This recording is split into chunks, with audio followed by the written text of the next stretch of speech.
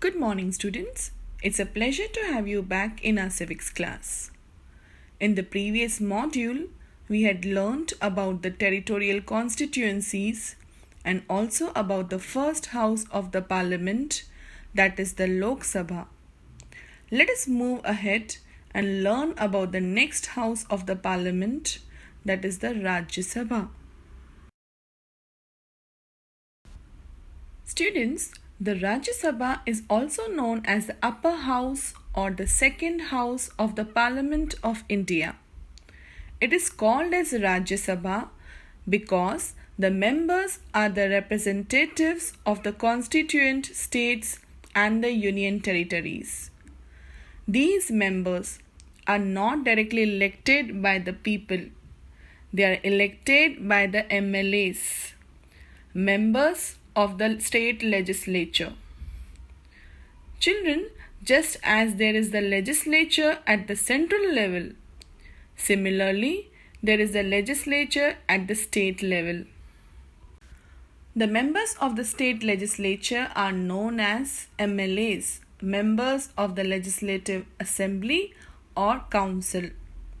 These MLAs elect their representatives from their respective states to the Rajya Sabha. Rajya Sabha never dissolves permanently, but after every 2 years, 1/3 members of the total membership who have completed their tenure of 6 years get retired and equal number of members are elected in their place. So, it functions continuously. That is the reason why it is called as a permanent house. The maximum strength of the Rajya Sabha is 250 members. The members fall into two categories: nominated and elected. Nominated members. The nominated members are 12 in number. They are nominated by the President from among persons having special knowledge or practical experience in matters such as literature, arts, science, sports, and social work. In the past, many eminent persons have been nominated by the President to the Rajya Sabha, like the nuclear scientist Raja Ramanna, the film producer Mrinal Sen, and the social worker Nirmala Deshpande, etc. Elected members. 238 are elected representatives of the states and union territories. Sabha. The Rajya Sabha or Council of States is the upper house of the Parliament of India. It consists of 250 members. Out of these, 238 members represent the states, while the other 12 are nominated by the President of India from persons with special knowledge or practical experience in the field of literature, science, art, and social sciences. So how are these members elected? The representatives of the states are elected by elected members of the state legislative assemblies. The states elects members of Rajya Sabha in proportion to their own population. For example, Andhra Pradesh has 11 seats while Goa has only 1 seat. The Rajya Sabha is a permanent house and is not subject to dissolution. But 1/3 of the members of Rajya Sabha retire after every 2 years and new ones are elected in their place. In this way, each member gets a term of 6 years. So what are the functions of Rajya Sabha?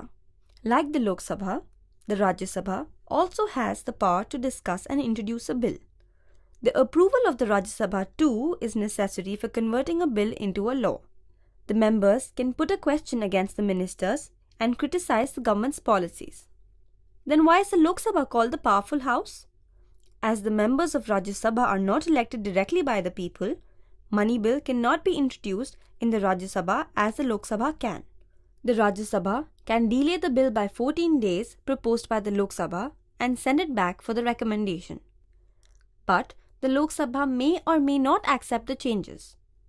Apart from this, Rajya Sabha cannot pass the motion of no confidence against the government.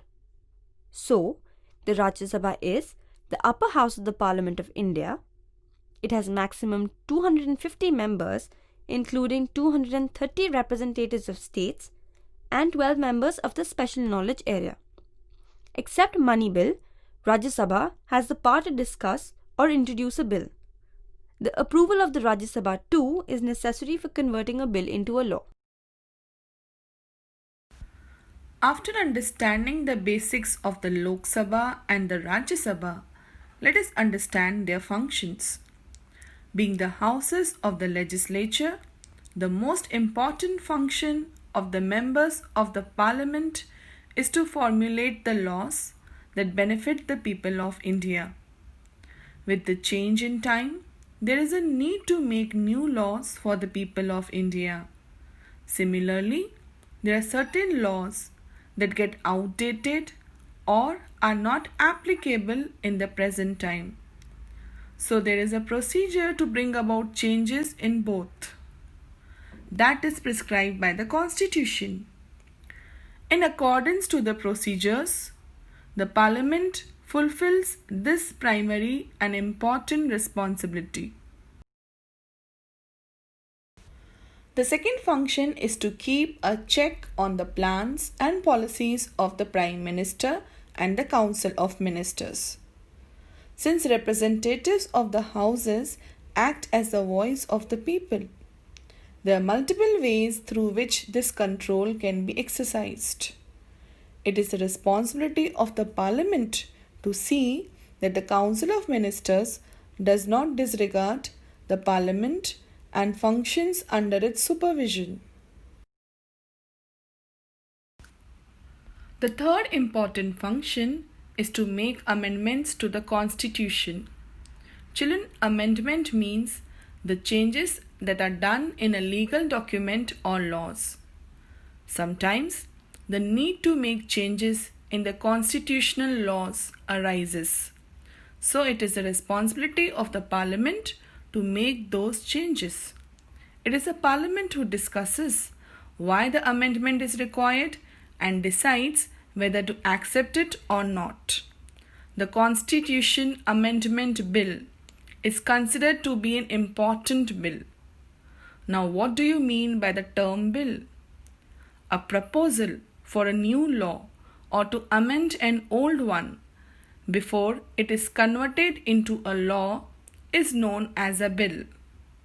There are different ways that are followed for amending the constitutional laws.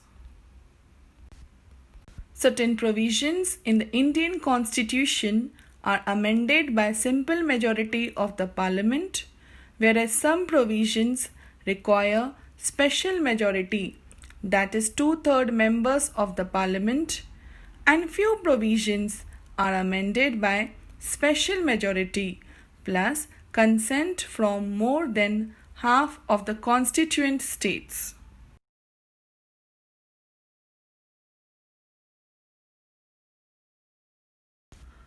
That's all for today, children. Now read page number 72 and 73 of your History Civics textbook and complete the notes that are given in the PDF file neatly in your notebook. Thank you.